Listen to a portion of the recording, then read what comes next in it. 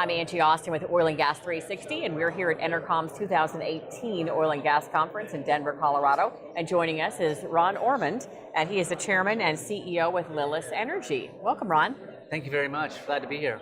Excellent. You enjoying the conference? Oh, yes, very much. Very well attended this year. It really is. Let's start, Ron, with a quick rundown of your company's core assets at Lilis Energy, where they are, what they are, and talk about your approach to drilling and developing those assets. Well, we're a pure play Delaware basin-focused company, so it makes us pretty easy compared to a lot of companies. We're in the northern Delaware. We have a little over about 20,000 acres right now, approaching 22 with our commitments. It's highly contiguous, meaning it's together in both Texas and New Mexico. So it's very well blocked up. We operate virtually 100% of our acreage, very high working interest. So those are all real key characteristics that people look for in determining, what type of acreage you have, at least from a operational execution point of view. Obviously, rock means everything, and the location of the rock. And so what we've been doing is going in and delineating that rock. We were a pioneer in delineating the Wolfcamp B in that area of the basin. We've had some of the best results in the Delaware Basin on a per 1,000-foot basis. And now what we have done is going in and developing additional benches. So we're attacking the Bone Springs, the second and third Bone Springs, the Wolfcamp XY, A, and Wolfcamp B. And when you say Wolfcamp A, there's usually, we think, two different benches within the Wolfcamp A, the upper and the lower. We're finding, so that could be additional add for us in terms of locations. So we're very excited about that, but we primarily, going back into 17, did mostly 1 mile laterals in the Wolfcamp B, kind of proof of concept, doing technical work, looking at different benches, when you get into production up. And we were also able to use existing vertical well bores where we could do 1 mile laterals, kicking out of those vertical well bores and save cost as a small company. Mm-hmm. As we built our production up, done more technology, done more drilling, we've done the proof of the Wolfcamp B, and then we've stepped out into some other benches. And now we've been announcing results, which we were very excited about, tremendous, we believe, in these new benches. And we're going to continue to delineate in those benches throughout 2018, and we'll determine, which of the benches we want to focus on. So far, we've had good success in all of the benches, but we will find that certain benches have a higher return on capital, and we're going to focus our capital into those areas. So too early to say. We don't have enough number of wells and well data, but clearly the Wolfcamp and the Bone Springs are going to be the areas of our future activity. We are now moving more towards 1.5 mile laterals, exclusively in this second half of this year and into next year. We'll 1.5 miles and pad drilling. Let's talk a little bit about something you've learned, Ron, from drilling and producing your assets that's unlocked, how you can get more out of those assets. There's not one magic pill, so to speak. Yeah. In the drilling, it's a lot of little things, and we've learned cost. It's not only getting more out; it's the cost side and getting more out of our frac, of our reservoirs. So I think hand in hand, that's really looking at return on capital, because you may be able to get more out, but that might not be economically a good return. Mm-hmm. Okay. So we look at everything on a cost of capital basis. So we've been able to reduce our costs significantly on the frac side, but also improving the efficiencies of our fracs by using different spacing, using different fluids mixes, sand mixes, amount of sand, and then we're constantly looking at the spacing that we have in our wells. We've tried smaller, larger, spacing in between our fracs. So we are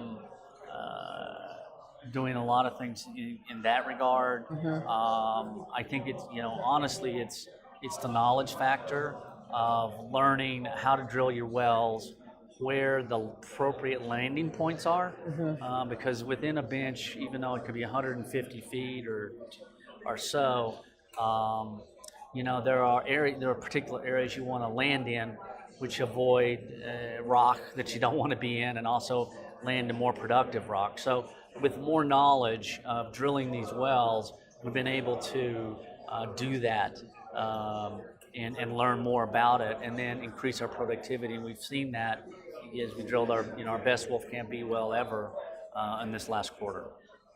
All right, technology obviously very important as you've been discussing. So what new technologies are you seeing out there that are likely to become, in your opinion, Ron, more commonplace in the oil and gas industry over the next few years?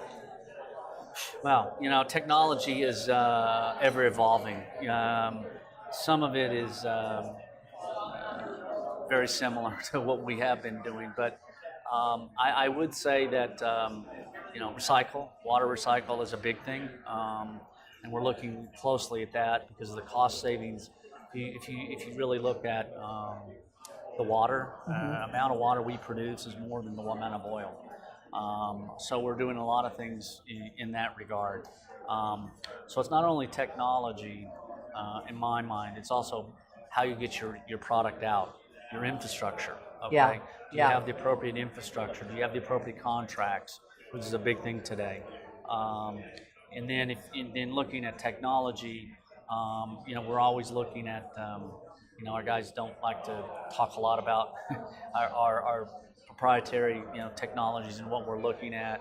Our cocktail, we changed a little bit, in terms of sand and water and different chemicals that we use. We've changed that. We've changed the way we cement wells. We've changed just about everything, okay, from a year ago. Wow. So now, I'm not saying we've changed it drastically, okay, but we've changed parts of it, all of it. How we drill the top part of the well, how we drill the curve, how we cement the wells. Since our new CEO came on board, we've had no cement issues in our last 5 wells, and we had cement issues previously in most of the wells. Yeah. It's a common problem that drillers have. So by the new techniques that we're using there, that not only saves you time and money, but makes it better production in your wells. Absolutely. So using different types of cement, acquiring some of our own fluids, and sourcing some of our own product. We've been doing that. But we're not going to do that to a large extent because of the size company we are. So those are some of the things that we're doing. Technical, but also operational. Yeah, I would say they're interlinked. All right, now the industry has come out of the most recent period of declining oil prices. What's next in your view? What should oil companies and gas companies be focusing on in the next few years, in your opinion? I don't think it changes depending on what the oil price is. Yeah. I mean, obviously, when prices are lower, you're looking at your level of activity. You're looking at which wells and which benches are productive in those areas. It's really return on capital. How do you get your highest return on capital? And that's through longer laterals, drilling the best benches, going into pad drilling, and then becoming cash flow neutral from and that's all the things that we have in goal. I think that's pretty consistent across the area. We'll continue to grow opportunistically as we can, our footprint, but I think what we've seen in terms of coring our acreage up and our blocks up, that's going to continue to be a theme that we have.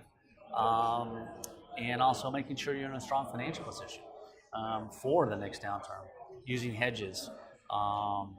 So there are lots of factors that come involved, but as long as you're operating, returning capital, drilling high return wells, and operating with a conservative liquidity, high liquidity and conservative capital structure as we move forward, companies should be in good shape. Let's talk about takeaway from your primary message that you want people to take away from your presentation at this year's conference. The topic du jour is certainly takeaway, and we've spent more time on our takeaway and obviously devote more time in our presentation and discussions that we have. So I think the message is our takeaway is all in place, or is being developed. All of our contracts are in place. We have crude oil gathering system that's being constructed, should be done in the first quarter of next year. We have long-term takeaway on our crude at fixed pricing based on Gulf Coast pricing commencing in the first quarter, and then in July of 2019, long-haul transportation, our price drops down at that point once certain pipelines are operational. So it'll be at about $5.60, less MEH, probably 50 cents for our gathering. That's about $6. That's a substantial savings from what we're looking at today. We have firm transportation today, which is important to know.